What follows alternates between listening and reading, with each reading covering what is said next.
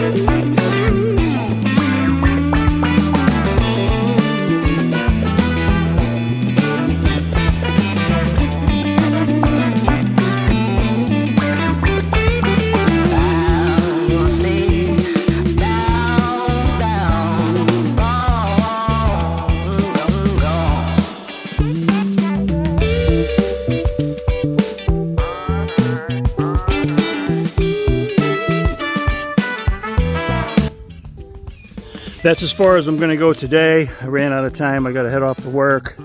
These materials here in this corner. There's some sheetrock here that Steve wants to use for another project. Now that this is open to the elements, they can degrade pretty quickly. So I'm going to help him move that stuff tomorrow afternoon.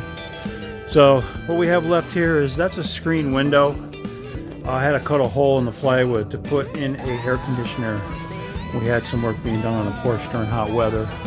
So that's just up there temporarily.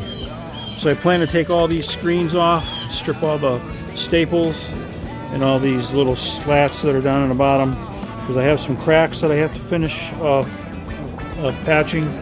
There's one right underneath here. You can see I got it on this side and on the other side, but underneath that 2x4 the patch isn't done. There's also another patch crack right here I got to fix. So what I want to do is just clear. You can see all these staples. All these staples are going to come off, and the screen is going to come down. I'm going to give this a real good cleaning. We're thinking we might take some plywood and just cover like the first half of this, and put some leave the screens up above it just for now for the summertime. So I'm going to work on this tomorrow. In the area here, I was able to clear out all the plywood we had on the ground to get in and out. We're going to put a landing right here where that mat is. Just put a small patch of pavers so we're not stepping into the dirt. Just the bottom of the steps there. I got the raft moved. That's up back in its usual spot. Just have to break down the canopy and cover it up for the winter.